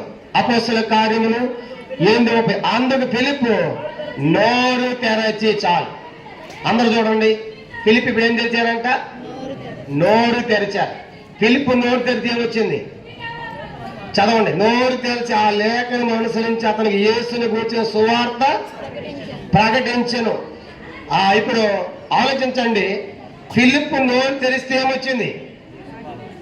సువార్త వచ్చింది. పేతురు నోరు తెరిస్తే అపోస్తలుల కార్యములు. ఇక్కడే చూడండి, అపోస్తలుల కార్యములు మనం గమనించామంటే అపోస్తలుల కార్యములు 10వ అధ్యాయం. ఇక్కడ ఒక మాట రాయబడింది, అపోస్తలుల కార్యములు 10వ అధ్యాయము. పేతురు గురించి రాయబడింది, పేతురు నోరు తెరచని. చూడండి, అపోస్తలుల కార్యములు 10వ అధ్యాయం మనం గమనించామంటే చదవండి వచ్చినేమో. అపోస్తలుల కార్యం 10వ అధ్యాయం. పేతురు కూడా నోరు తెరిచి వాళ్ళకి సువార్త 33వ వచనం. అపోస్తలుల కార్యం 10:33 చదవండి. చివరి భాగము అందుకు 33 చివరి భాగము అందుకు పేతురు నోరు తెరిచి ఇట్లా నేను కాబట్టి యేసుక్రీస్తు అందరికి ప్రభు అని చెప్పాడు. పేతురు నోరు తెరిస్తే ఏమొచ్చింది? సువార్త వచ్చింది. ఫిలిప్పు నోరు తెరిస్తే ఏమొచ్చింది? సువార్త వచ్చింది. మత్తయి సువార్త 5:1. కానీ యేసు వారు ఆయన నోరు తెరిచి ఇట్లు బోధింప సాగాను ఆత్మ విషయమే దీనైన వాడు ధన్యుడు పరలోక రాజ్యము. యేసు నోరు తెరిస్తే ఏమొచ్చింది? ధన్యతలు వచ్చాయి, సువార్త వచ్చింది. మనం నోరు తెరిస్తే చెప్పండి, మనం నోరు తెరిస్తే ఏమొస్తుంది? దుర్వాసన, తిట్లు, అంతేనా? అసహ్యమైనవి ఇవేనా? అవి కాదు. మనం నోరు తెరిస్తే ఏం రావాలి? సువార్త రావాలి. కొంతమంది అమ్మ నోరు తెరిసిందంటే అంటాం చూడ అంటే రాకుండా వస్తాయి, సువార్త రాదు. పేదర్లాగా, ఫిలిప్ లాగా, ప్రభువు లాగా. కానీ ఇప్పుడు ఆయన నోరు తెరిచారు. నోరు తెరిచి ఏం చేస్తారు చూడండి. అపోస్తలుల కార్యం 8వ అధ్యాయం 35వ వచనం. ఆ లేఖనమును అనుసరించి అతనికి యేసు మీద సువార్త ప్రకటించను. సువార్త ఎట్లా ప్రకటించాడు ఆయన? ఆ లేఖనం అనుసరించి అంటే ఏది చదువుతున్నాడో ఆ లేఖనం ద్వారా సువార్త చెబుతున్నాడు. కొంతమంది బోధకులు ఉంటారు, రాసుకొస్తారు పెద్ద చిట్టి అనమాట, ఎంత పైనుంచి కింద కొంత పేపర్ అంతా కూడా దాంట్లో పెడతారు. కింద వింటున్నారా ఏం లేదు ఉట్టు అనమాట. నేను చదివి రాసుకొచ్చింది మొత్తం ఏం చేయాల్సింది? చదవాల్సిందే. మా అబద్ధం ఒక ఆయన వచ్చాడు మా దగ్గరికి హైదరాబాద్లో సండే. నేను వేరే దగ్గరికి వెళ్ళాను, వచ్చాడు పెద్ద చిట్టి అంట. చిత్తము రాసుకొచ్చాడంట. బైబిల్ ఎక్కడ చిత్తం ఉందో మొత్తం అన్ని చదివాడంట. కనుక ఇంకా టైం అయిపోయిందంటే ఇంకొంచెం ఉందండి కింద పొడుస్తాడంట. ముగించానంటే ఇది అయిపోలేదు. ఏది రాసుకొచ్చిన పేపరు. కనుక వింటున్నాడు ఏం అది కాదు, మనం రాసుకొచ్చింది పోయి సువార్త చెప్పేది కాదు. ఇప్పుడు ఈ వర్తమానం అసలు నేను ఈ చెప్పాల్సిన వర్తమానం వేరే మందిరంలో కాబట్టి విశ్వాసం సంబంధించి చెబుదాం అనుకున్నాను. సడన్గా మీటింగ్ పెట్టేటప్పుడు లోపల పోయి ఇప్పుడు నేను వాక్యం చూసుకొని వచ్చా కాబట్టి వర్తమానం మారిపోయింది. కాబట్టి ఈ వర్తమానం బయట కాబట్టి అందరూ సువార్త చెప్పాలి అని చెప్పేసి నేను అనుకున్న వర్తమానం క్యాన్సిల్ చేసుకుని ఇప్పుడు వేరే చెప్తున్నాను అన్నమాట. అంటే నేను చెప్పాలని తలంపు ఏంటంటే మనము సువార్త కూడా మనం రాసుకెళ్ళింది సిద్ధపడింది చెప్పేది కాదు. అక్కడ సందర్భాన్ని బట్టి సన్నివేశాన్ని బట్టి వాళ్ళకి ఎలా అర్థమవుతుందని ఆలోచన చెప్పాలి. ఉదాహరణగా అపోస్తలుల 7వ అధ్యాయంలో స్టెఫను సన్నిహితుడి సభ నిలబడినప్పుడు నువ్వు మందిరం నీ దేశం దూషించావంట కదా, పరిశుద్ధ మందిరాన్ని దూషించావంట కదా, ధర్మశాస్త్రం అతిక్రమించావంట కదా అంటే వాళ్ళంతా సన్నిహితుడి సభ, వాళ్ళ ధర్మశాస్త్రం బాగా తెలుసు. అప్పుడు అపోస్తలుల 7వ అధ్యాయంలో పౌలు ఎలా మొదలు పెడతాడు? ఐలారా మన పితడు అబ్రాహాం తెలుసు కదా, ఇస్సాకు తెలుసు కదా, యాకోబు తెలుసు కదా, సొలొమోను తెలుసు కదా, మోషే తెలుసు కదా. మోషే సొలొమోను ఏం కట్టాడు? మందిరం కట్టాడు కదా. కానీ దేవుడు ఏమన్నాడు? కట్ట హస్తగత ఆలయంలో దేవుడు నివసింపడున్నాడు. కాబట్టి మందిరంలో దేవుడు ఉన్నాడు. ఎక్కడ ఉంటాడు? మన హృదయాల్లోనే. మీ ముష్కరులు మీ చెవులు ఇవ్వలేదు, హృదయాలు తగలేదు. కానీ వాళ్ళ బీపీ వచ్చేసింది. అంటే వాళ్ళకి సువార్త ఎట్లా మొదలు పెట్టాడు? అబ్రహాముతో మొదలు పెట్టాడు. ఎవరు వాళ్ళు? యూదులు. కాబట్టి వాళ్ళకి తెలుసు. కాబట్టి యూదుల మధ్యకి వెళ్ళినప్పుడు ధర్మశాస్త్రవేత్తలను సువార్త ప్రకటించాడు. అలాంటిది 17వ అధ్యాయం అపోస్తలుల 17వ అధ్యాయంలో ఏథెన్స్ పట్టణానికి వెళ్తాడు. పట్టణానికి వెళ్ళినప్పుడు ఆ పట్టణం అంతా విగ్రహాలతో ఉన్నప్పుడు పేతురు యొక్క పౌలు యొక్క మనసు పరితాపం పట్టలేక 10 చదువుకుంటా పోయాడు. ఒక బోర్డు కనపడింది. ఆయన అన్నాడు, ఏథెన్స్ వారులారా, మీరు అతి దేవత భక్తి గలవారయ్యా, మీరు ఎంత భక్తి ఉంది మీ మీద, మీరు భక్తి ఎంత భక్తి మీ భక్తి ఎంత గొప్పదయ్యా, చాలా సంతోషిస్తున్నాను అని చదువుకుంటూ పోయి ఒక బోర్డు మీద ఉందంట తెలియబడని దేవుడిగా ఉంది. అనగానే అయ్యా నిజంగా బోర్డు పెట్టారయ్యా, ఈ అన్ని దేవుడుగా కాకుండా ఒక దేవుడు కూడా ఉన్నాడు, కనుక తెలియబడిన దేవుడు ఒక ఉన్నాడు అని చెప్పేసి వాళ్ళ సువార్త ధర్మశాస్త్రం చెప్పలేదు. ఏం చెప్పాడు? అపోస్తలుల కార్యం 17వ అధ్యాయం. అపోస్తలుల కార్యం 17వ అధ్యాయము చూడండి వాళ్ళకి ఎట్లా సువార్త ప్రకటించాడంటే 17వ అధ్యాయము 24వ వచనం 25, 26 నుంచి చదువుతాను. అపోస్తలుల కార్యం 17:24 నుంచి జగత్తును అందరి సమస్తం నిర్మించిన దేవుడు తాని ఆకాశమునకుని భూమికిని ప్రభువునందున హస్తకృతమైన ఆలయంలో వేసింపడు. ఆయన అందరికీ జీవమును ఊపిరిని సమస్తమును దయచేవాడు కనుక తనకు ఏదైనా కొద్ది ఉన్నట్టు మనుషుల చేతిలో సేవబడివాడు కాడు. మరియు యావత్ భూమి మీద కాపురం ఉంటకు ఆయన ఒకరి నుండి ప్రతి జాతి మనుషులను సృష్టించి వారు ఒకవేళ దేవుని తరవలాడి కనుగొందలేమని తన వెదక నిమిత్తము నిర్ణయ కాలంలోను వారి నివాసాల మీద పొలివేళ్లను ఏర్పరచును. ఆయన మనలో ఎవరు దూరంగా ఉండేవాడు కాడు. ఎట్లా సువార్త చెప్పాడు? అయ్యా ఆకాశం ఉంది, ఒక దేవుడు పుట్టించాడు. సముద్రం తెలుసుగా, భూమి తెలుసుగా, వీటన్నిటి సృష్టికర్త ఒక ఉన్నాడు, ఆయనే యేసు ప్రభువారు. ఈ సువార్త ఎవరికి? అన్యులకు. చెప్పండి, ఎవరికంట? అక్కడ పోయి బైబిల్ ప్రకటితే అర్థం కాదు వాళ్ళని. కాబట్టి బైబిల్ తెలిసిన వాళ్ళ మధ్య బైబిల్ ప్రకారం సువార్త చెప్పు. అందరి మధ్యకి వెళ్ళినప్పుడు చెప్పు, సృష్టి చెప్పు. కనుక ఈ సృష్టి అంతా కూడా ఆయనే.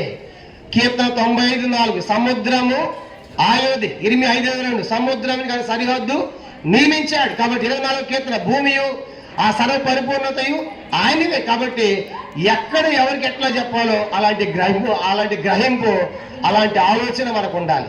కానీ ఇప్పుడు పిలుపు ఏ సువార్త చెప్తున్నాడు? పిలుపు సువార్త యేసు వారు సమాధి చేయబడ్డాడు, తిరిగి లేచాడు, యెరూషలేము అంతకుముందే సిలువేశారని అవి మొదలు పెట్టలా. ఏం మొదలు పెట్టాడంట? ఆయన చదువుతున్నటువంటి యెషయా గ్రంథం 53వ అధ్యాయమునే ఆ లేఖనమును అనుసరించి. కనుక ఏ లేఖనము? ఆయన చదువుతున్నటువంటి ఆ భాగమే తీసుకుని దానితోనే సువార్త చెప్పాడు. కాబట్టి సేవకులుగా మనం గ్రహించాల్సింది ఏంటంటే, సువార్త మనం కూడా పౌలులాగా ఫిలిప్పులాగా ఎవరికి ఎట్లా చెప్పాలో అలా గ్రహింపు మనకు ఉండాలి. ఇప్పుడు సువార్త ప్రకటించాడు. ఏ సువార్తను చూడండి, అపోస్తలుల కార్యం 8వ అధ్యాయం. అపోస్తలుల కార్యములు 8వ అధ్యాయం మనం గమనించామంటే 26. అందుకు ఫిలిప్పు నోరు తెరిచి ఆ లేఖను అనుసరించి అతనికి యేసును కూర్చిన సువార్త ప్రకటించెను. తర్వాత వారు త్రోవలో వెళుచుండగా నీళ్లు నాకు చోటుకు వచ్చినప్పుడు నపుంసకుడు, ఇదిగో నీళ్లు నాకు బాప్తిస్మిష్ట ఆటంకమేమని అడిగి రథం నిలుపుమని ఆజ్ఞాపించిన. ఒకటి కిందేసి, నువ్వు పూర్ణ హృదయం విశ్వసిస్తే నువ్వు బాప్తిసము తీసుకోవచ్చు. కానీ ఇప్పుడు ఆ సువార్త చెప్పాడు, సువార్త విన్నాడు, సువార్త నమ్మాడు. దారిలో పోతా ఉంటే నీళ్లు కనపడ్డాయి. అంటే అడుగు నీళ్ళు ఇక్కడే ఉన్నాయి. బాప్తిసానికి ఆటంకమేమి? ఆ పిలుపనాలి, ఇంకా 10 మంది అవ్వాలి, ఒకడెట్టిస్తాను అని మనలాగనలా. మనమైతే సంఘాలు ఒకళ్ళని చేస్తారనుకోండి, కొంచెం వెయిట్ చేయమా, అందరికి ఇద్దాం ఒకసారి అంటాం. కనుక ఒకసారి ఒక్కడు కూడా వేయాలి. బక్సంగ్ లెబ్రోన్లో ఉన్నప్పుడు ఒక ఆయన ఫ్లైట్లో వచ్చాయంట వేరే దేశం నుండి. ఒక్కరికి బాప్తీసం ఇచ్చాడు. బక్సంగులు ఇచ్చి బాప్తీసం మళ్ళీ ఫ్లైట్ వెళ్ళిపోయాడు ఆయన. కానీ బాప్తీసం వాయిదా వేసేది కాదు, మారుమోసు పొందినప్పుడు వెంటనే ఇచ్చేయాలి. కాబట్టి ఒక్కరికి బాప్తీసం ఇచ్చాడు. ఇచ్చిన తర్వాత ఇప్పుడు నీళ్ళు దిగారు, బాప్తీసం తీసుకున్నాడు. కానీ ఇద్దరు పట్టుకొచ్చారు. బాప్తీసం ఎక్కడ తీసుకున్నాడు? నీళ్ళలో దిగి తీసుకున్నాడా, చిలక నుంచి తీసుకున్నాడా? చాలా మంది చిలకరింపు అంటారు. చిలకరింపు అయితే రథం మీద ఆయన బాటిల్ లేదా, నీళ్ళు లేవు, చిలక నుంచి వచ్చుగా. కాదు, నీళ్ళు ఇస్తానగా ఉన్నాయి. ఆయనకి యోహాను కూడా ఆయన స్థానం నీళ్ళు ఇస్తానగా ఉన్నాయి కాబట్టి బాప్తీసం. యోర్దానులో ఇస్తాన నీళ్ళు ఉన్నాయి కాబట్టి బాప్తీసం. కాబట్టి బాప్తీసం అంటే ముంచుట, మూగుట అని అర్థం. కాబట్టి నీళ్ళు ఉన్నాయి కాబట్టి ఇద్దరు నీళ్ళు దిగారు, బాప్తీసం ఇచ్చాడు. ఇప్పుడు ముగించబోయే ముందు ఏం జరిగింది చూడండి. 39వ వచనం అందరం కలిసి చదవండి. వాడు నీళ్లలో నుండి వెడలు వచ్చినప్పుడు ప్రభు ఆత్మ ఫిలిప్పును కొనిపోయాను. నపుంసకుడు సంతోషించుచు తన త్రోవను వెళ్ళెను. నపుంసకుడు సంతోషించుచు తన త్రోవను ఐథియోపియా దేశం, ఆఫ్రికా ఖండం వెళ్ళాడు. కాబట్టి ఎలా పోయాడంటే అతడు సంతోషముగా వెళ్ళాడు. మరి సంతోషంగా వెళ్ళాడంటే ఆయన పొందిన సంతోషాన్ని చెప్పకుండా ఉంటాడా? 1,00,000 రూపాయలు బహుమతి వచ్చిందనుకోండి, నీకు చెప్పకుండా ఉంటావా? వామ్మో, ఇంకా అది చెప్పిన దాకా నీకు లోపల ఉంటే ఒట్టు. కనుక ఒక కొత్త చీర కొంటే చూపిస్తావి, కొత్త నగలు కొంటే చూపిస్తావి. అక్కడ నా బంగారం తెలుసా, నా బట్టలు తెలుసా, ఎటు చూపిస్తావు? ఇతను పొందిన సంతోషం చెప్పని ఎలా ఉండగలడు. కాబట్టి ఇప్పుడు ఈ సువార్త ఆఫ్రికా ఖండానికి వెళ్ళింది. ఒక అధికారి మారాడు. చెప్పండి, ఎవరంటే ఇతడు ఒక అధికారి మారు మనసు పొందాడు, సంతోషంగా వెళ్ళాడు. ఎవరి వ్యక్తి అంటే ముందే చెప్పాను, ఒక నపుంసకుడు. హిజ్రా.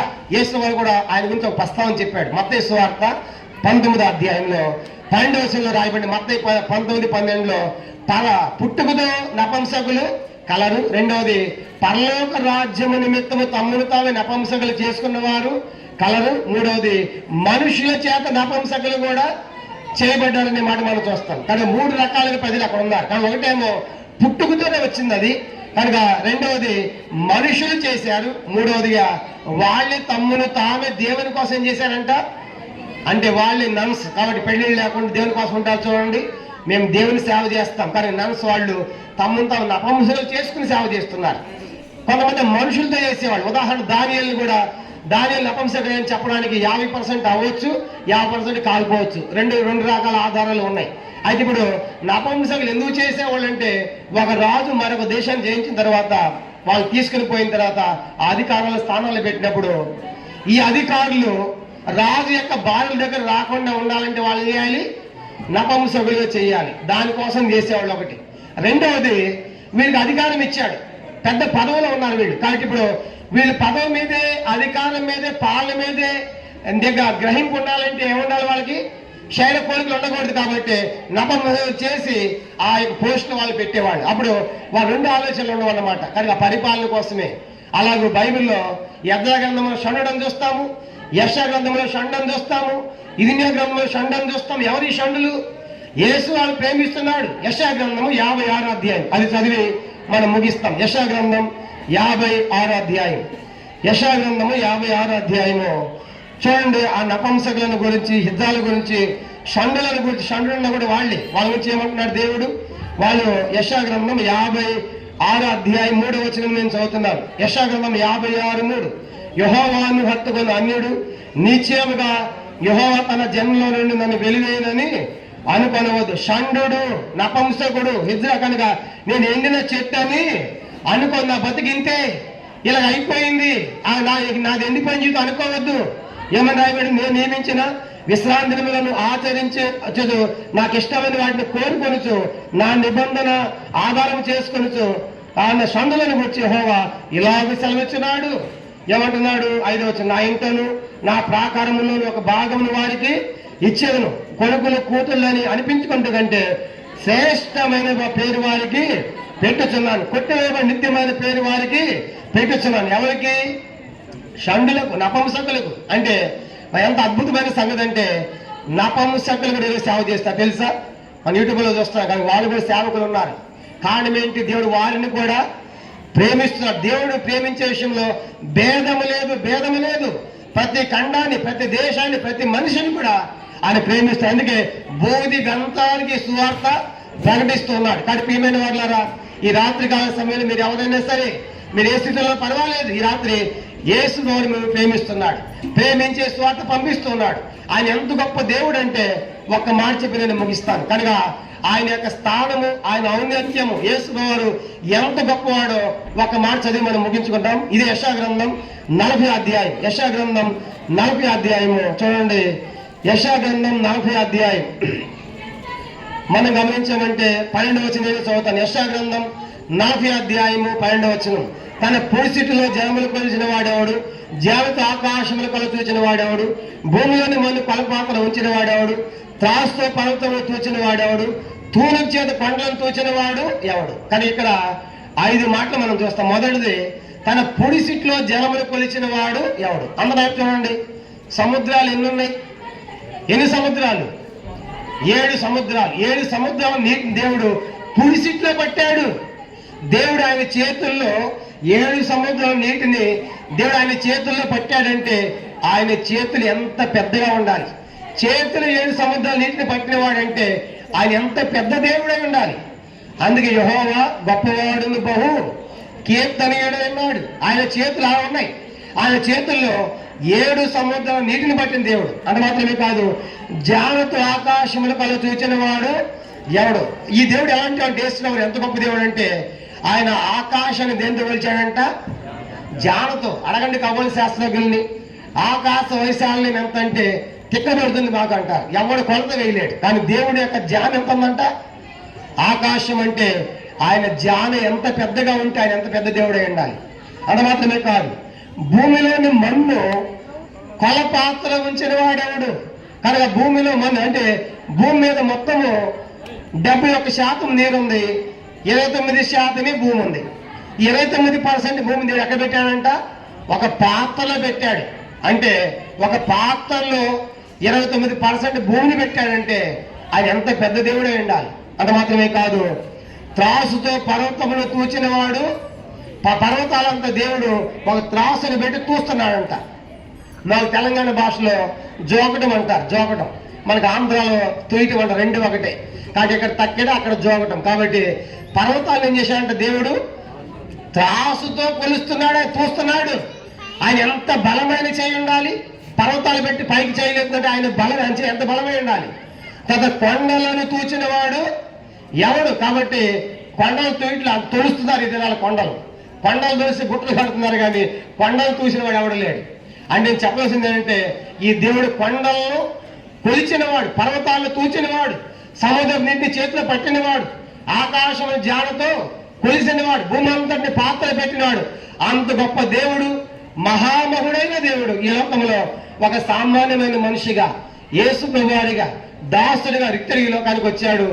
2024 సంవత్సరాల క్రితం ప్రపంచాన్ని మధ్య భాగం ఏషియా జన్మించాడు. యావత్ మానవాళి కొరకై సిలువెక్కాడు, రక్తాన్ని కాచాడు, సమాధి చేయబడ్డాడు, తిరిగి లేచాడు. ఈ రాత్రి ఎవరి దేశం విశ్వాసం ఉంచుతారో వారికి గొప్ప రక్షణ, పాప క్షమాపణ, శాంత సంతోషం ప్రభు దయచేస్తాడు. కానీ ప్రియమైన వారులారా, మీరే స్థలంలో ఉన్న ఎవరైనా సరే ఈ రాత్రి ఈ ఎంత గొప్ప దేవుడు కానీ మన కోసం తగ్గించుకుని వచ్చుంటుండగా ప్రభు నేస్తున్న విశ్వాసం ఉంచండి. అప్పుడు మీరు మీ ఇంటి వారు గొప్ప ఆత్మరక్షణ పొందేది. ప్రభు వాక్యాన్ని ఆశీర్వదించును గాక. ఆమేన్. దయచేసి ప్రార్థన చేస్తాము. అందరు కళ్ళు మూసుకునండి. దయచేసి అందరు కళ్ళు మూసుకోండి. ఎవరు కళ్ళు తెరవద్దు. దయచేసి ఒక్క నిమిషం. ఇప్పటివరకు దేవుని వాక్యాన్ని మనం విన్నాము. ఎన్నో ఆత్మ సంబంధమైన విషయాలు పరిశుద్ధాత్మ దేవుడి రాత్రి మనకి బయలుపరుస్తూ వచ్చారు. ఎవరు కళ్ళు తెరవద్దు. ప్రభు నాతో మాట్లాడాడు, ప్రభు ఈ రాత్రి నాతోనే మాట్లాడాడు అని ఎవరైతే విశ్వసిస్తున్నారో వారు మీ హృదయాలు తెరిచి కలమి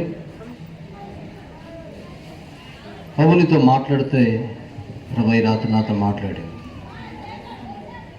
ఈ రాత్రి మనం అనేక విషయాలు మనం చూస్తూ వచ్చాం. ప్రియులారా, మరి ఇక్కడి నుంచి వెళ్ళిపోతున్నాం. ప్రార్థనతో ఈ కొడుకు ముగించబడుతుంది. అయితే ఈ రాత్రి ఒక్కసారి విన్న వాక్య వెలుగులో నీ జీవితాన్ని ఒక్కసారి పరీక్షించుకో. ఒక నపుంసకుడు ఇన్ని వేల కిలోమీటర్లు దాటి దేవుని మందిరానికి వెళ్తున్నాడే, మరి నీ సంగతి ఏంటి? ఎన్నోసార్లు దేవుని మందిరాన్ని నిర్లక్ష్య పెట్టింది నిజమే కాదా? ప్రభు మందిరం నీకు అందుబాటులో ఉన్నప్పటికీ కూడా, చక్కని దైవ సేవకులు నీకు అందుబాటులో ఉన్నప్పటికీ కూడా, చక్కని దేవుని వాక్యం నీకు అందుబాటులో ఉన్నప్పటికీ కూడా, దేవుడు నీకు అన్ని అనుకూలతలు కలుగు చేసినప్పటికీ కూడా ఎన్నిసార్లు ఎన్నిసార్లు ఎన్నిసార్లు దేవుని మందిరాన్ని నీవు నిర్లక్ష్య పెట్టావు. ఇది వాస్తవం కాదా? కాదని చెప్పగలవా? ఒకసారి ఆలోచించు. ఈ రాత్రి నీ జీవితాన్ని ఒక్కసారి పరీక్షించుకో. ప్రభా, నిజమే నిజమే నిజమే నిజమే నిజమే అనేక సార్లు మీ మందిరం దగ్గరికి నేను రాలేకపోయాను. ఒక రథం మీద వెళ్తున్న వ్యక్తి రథం ఆపకుండా బైబిల్ చదువుతున్నాడంటే ఎంతో కష్టం. కానీ దేవుని మీద ఉంటున్న ఆసక్తి మనం చూస్తాం. పరిశుద్ధ గ్రంథాన్ని చదవటానికి తనకుంటున్న తాపత్రయం, దేవుని వాక్యం నా యొద్ద ఉండాలి, దేవుని వాక్యాన్ని చదవాలనే ఆశ, తృష్ణ ఆ నపుంసకుని జీవితం ద్వారా మనం నేర్చుకుంటున్నాం. ఒకసారి ఆలోచించు. ఈ రాత్రి దేవుని వాక్యాన్ని నువ్వు చదువుతున్నావా? నీ చేతిలో ఉన్న పరిశుద్ధమైన దేవుని ప్రేమ మాటలు, ప్రేమ లేఖలను చదవగలుగుతున్నావా? ఎంతో విచారకరమైన సంగతి ఏంటంటే, పేరుకు మాత్రమే క్రైస్తవులు, పేరుకు మాత్రమే దేవుని బిడ్డలు, పేరుకు మాత్రమే బాప్తిజం తీసుకున్నావు, పేరుకు మాత్రమే మందిరానికి వెళ్తున్నావు. అందుకే భక్సింగ్ గారు ఎప్పుడు అంటారు, ఈ దినం నీవు బైబిల్ చదివావా అని. అయితే ఈ రాత్రి ఒక్కసారి పరీక్షించుకో. దేవుని వాక్యం విషయంలో నీ శ్రద్ధ ఎలా ఉంది? దేవుని కొరకైన నీ శ్రద్ధ ఎలా ఉంది? ఈ స్వార్థ యెరూషలేము నుంచి ఈ రాత్రి ఈ స్థలానికి వచ్చింది. ప్రపంచంలో నలుమూల వెళ్ళింది. యేసయ్య అందరిని ప్రేమించుచున్నాడు. ఆయన అనేక మందిని ప్రేమించాడు. యేసుక్రీస్తు వారి ప్రేమ పొందలేని వ్యక్తి ఎవరు లేరు. ఈరోజు ఎంతో మంది మారిపోయారు. వ్యభిచారులు మారిపోయారు, దొంగలు మారిపోయారు, ద్రోహులు మారిపోయారు, మాంత్రికులు మారిపోయారు, నరమ సూక్ష్మలు మారిపోయారు, జూదులు మారిపోయారు, త్రాగుబోతులు మారిపోయారు. ఈ రాత్రి నీ సంగతి ఏంటి? యేసయ్య నిన్ను కూడా ప్రేమిస్తున్నాడనే సత్యం తెలుసా?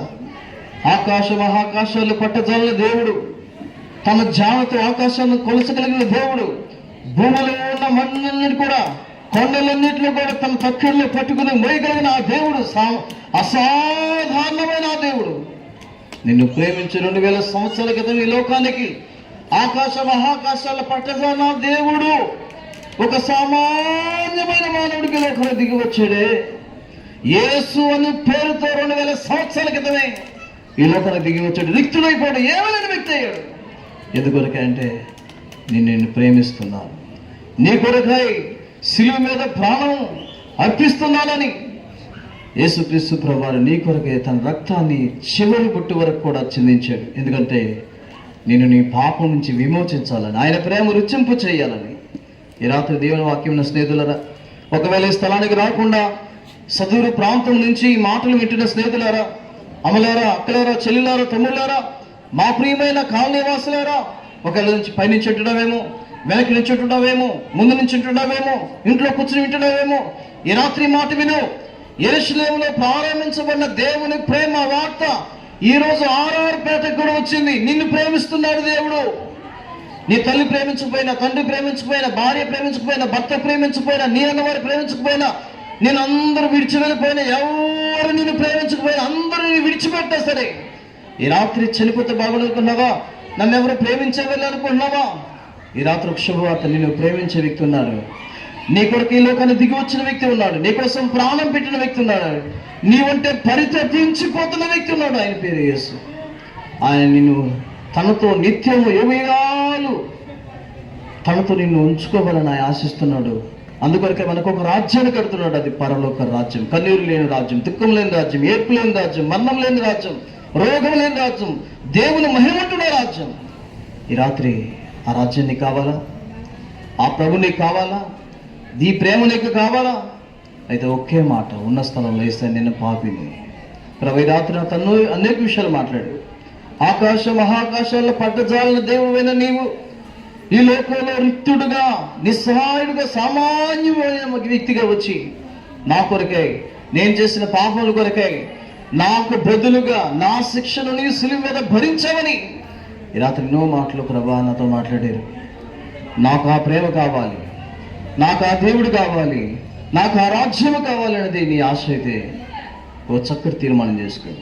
ఈ స్థలం నుంచి వెళ్ళక మునిపే పరిశుద్ధాత్మ దేవుడిని దర్శిస్తుండే కానీ, దేవుని మాటలు నీకు వినిపింపబడుతుండే కానీ, సమయం ఉండగానే ఈ రాత్రి ప్రభునితో మాట్లాడుతున్నాడా?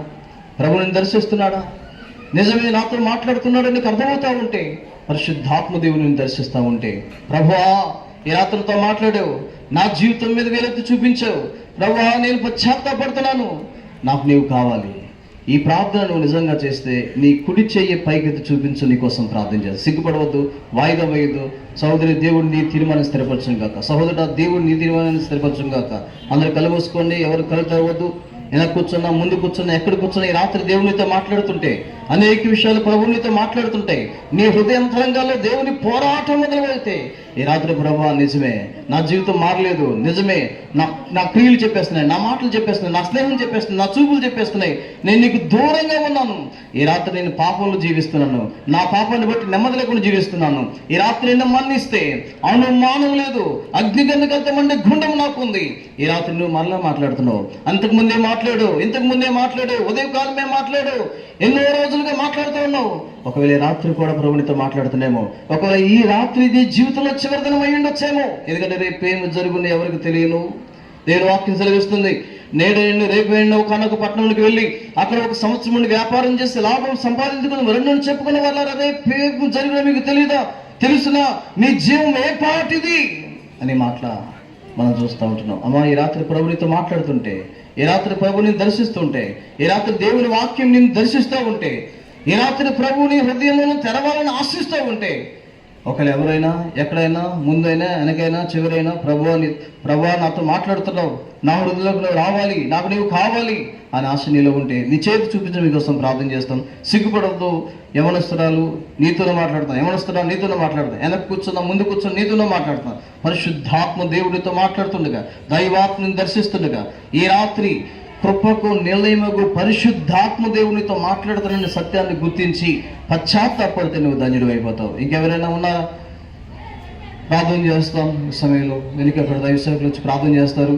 అలాగే కళ్ళు మూసుకొని ప్రార్థన చేస్తాం. ప్రార్థనలో ఉండండి, కళ్ళు ఎవరు తెరవద్దు. పరిశుద్ధాత్మ దేవుడు మనతో మాట్లాడి చక్కని సమయం. సహోదరి దేవుడిని తీర్మానిస్తూ ఛేదించండి, చేయత్ని వారు ఛేదించండి, మీకోసం ప్రార్థన చేస్తాం. సహోదరు దేవుడిని తీర్మానిస్తూ కాక ప్రార్థన.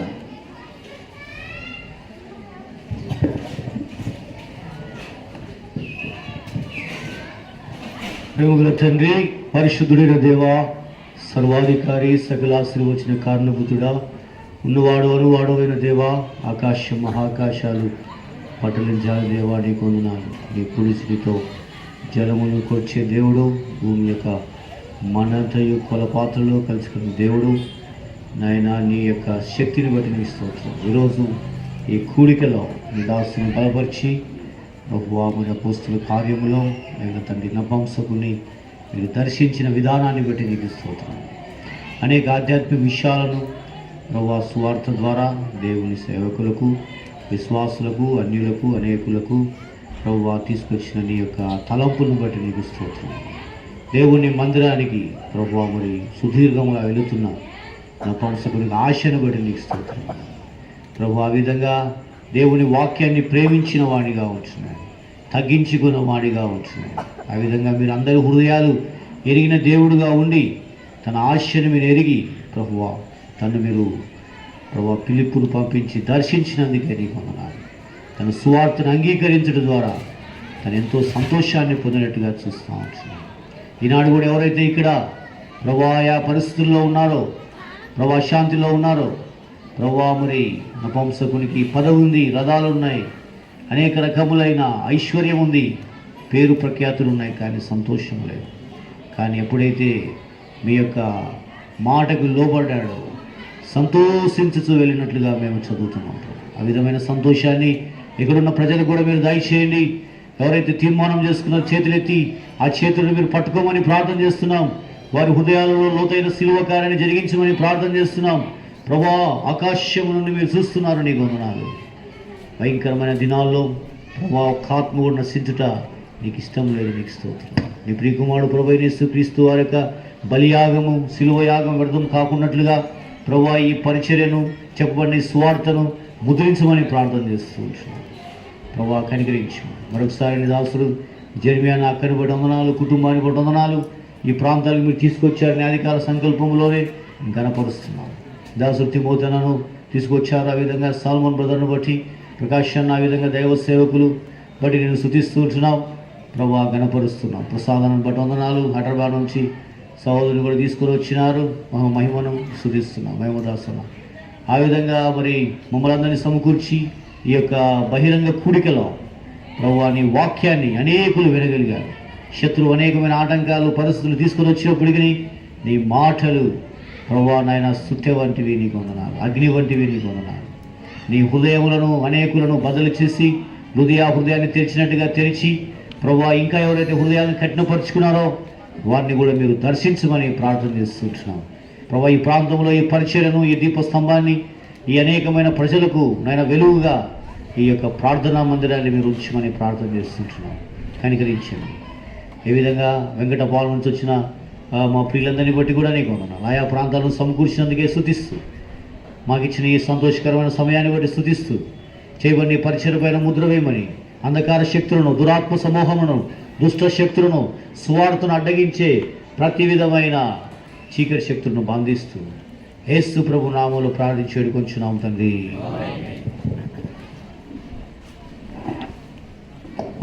దయచేసి కూర్చోండి. మరి ఈ సమయంలో కొన్ని ప్రకటనలు వింటాము.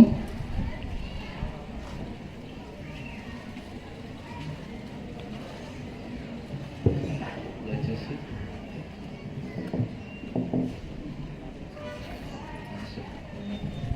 వచ్చిన అందరికీ ప్రభువైన యేసుక్రీస్తు వారి ప్రశస్తమైన నామములో శుభాలు తెలియజేస్తున్నాను. మరి సాక్ష్యం అది చెప్పమని అన్నారు లేదని ఇప్పుడు సమయం కాదనుకుంటున్నాను, లేట్ అవుతుంది.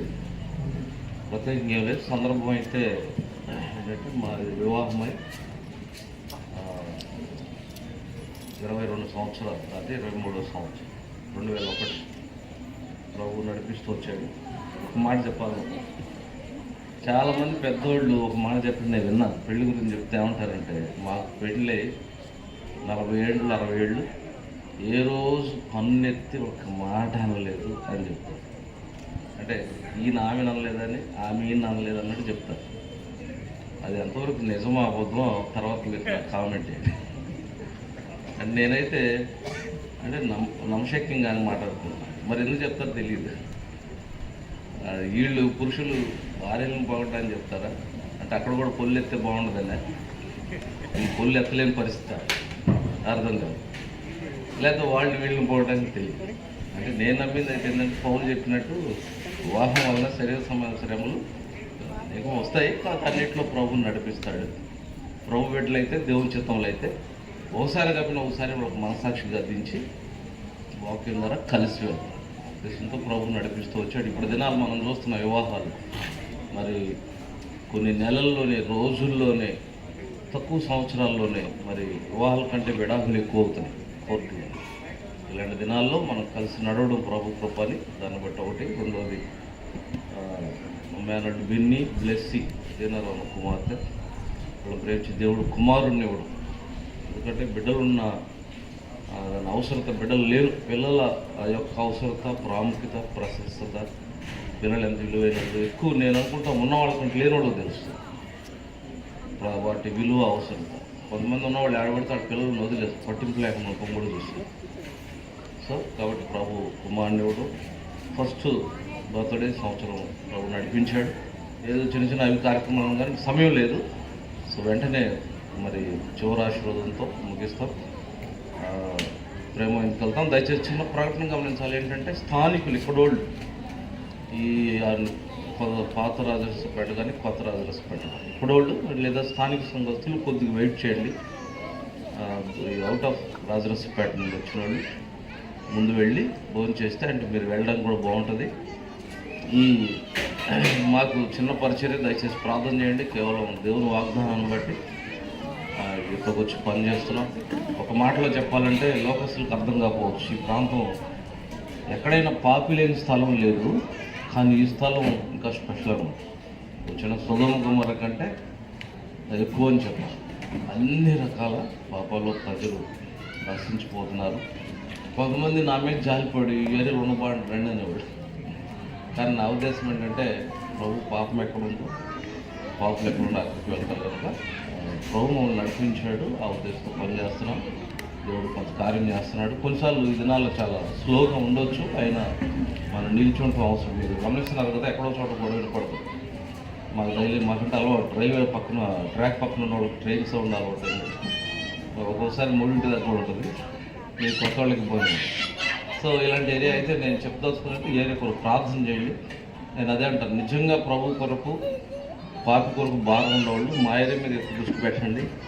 దీని కొరకు ప్రార్థన చేయండి. మాతో పరిచర్లు సహకరించండి. మీ వంతు, మీ తలాంతు, మీ టాలెంట్స్ మాతో కలిసి ఇక్కడ పనులు వాడవచ్చు.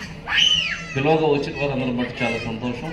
పిలవపోయినా వచ్చిన వారిని బట్టి ఇంకా, ఎందుకంటే నిజంగా డబుల్ థ్యాంక్స్ చెప్తున్నాను. ఎందుకంటే ఒకసారి పిలిచినోడు రాదు, కాబట్టి అనుకోకుండా తెలియకపోయినా మరి మా మీద ఉన్న మంచి ఉద్దేశంతో సంబంధాన్ని బట్టి మీరు రాగలిగితే చాలా సంతోషిస్తున్నాం. దైవ సేవకులు లోపల గదిలోకి వెళ్ళండి. అంటే కొంచెం వెసులుబాటు ఫ్రీగా ఉంటుంది, సర్వింగ్ ఎక్కడైనా ఉంటే. దైవ సేవకులు లోపలికి వెళ్ళండి. మిగిలిన వాడు అంటే 6వ పేట కాకుండా బయట నుంచి వచ్చిన వాళ్ళు మందిరంలోకి వెళ్తే త్వరగా భోజనం చేస్తారు. కొద్ది స్థానిక సంఘటనలు కొద్ది వెయిట్ చేయండి. ఇతరులను గౌరవించడం మన బాధ్యత. తర్వాత మనం భోజనం చేయొచ్చు. ఈ విషయాలు జ్ఞాపకం పెట్టుకుంటారు. మా కొరకు మేము ఎన్నుకోరేది ఒకటే, మా కొరకు మీ సొంత ప్రార్థనలో జ్ఞాపకం చేసుకోండి. ఉచితమైతే సజీవం ఉంటే మరొకసారి ఇలాంటి కూడులతో కలుసుకుంటాం. చివరాశ్వంతం ముందు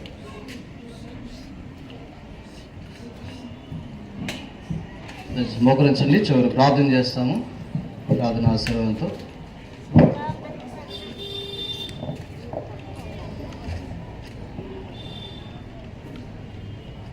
ప్రేమ కలిగిన మా ప్రియ పలువు తండ్రి, మహాపరిశుద్ధమైన మా ప్రభా, ఈ రాత్రి ఇంతవరకు మీరు సహాయపడుకోవచ్చు. మీకే స్తోత్రాలు. మీ దాసులు జరిమైన బట్టి కూడా స్తోత్రాలు. తండ్రి వారి కుటుంబ జీవితంలో ఇంతవరకు సహాయపడుతూ వచ్చారు. ఈ గడిచిన 22 సంవత్సరాలు మీ కృపా కాపుదల్లో మీ దాసును నడిపించిన విధానం బట్టి కూడా స్తోత్రాలు తెలుస్తున్నాము. ప్రభా, మరి మీ దాసును ప్రేమించిన చిన్న కుమారుడు జాన్ బట్టి, అలాగే కుమార్తెను బట్టి కూడా స్తోత్రాలు. వారి ఉద్యోగ బాధ్యతల్లో, వారి చదువుల్లో తండ్రి వారి భవిష్యత్తు కోసం ప్రార్థన చేస్తుండగా సహాయపడండి.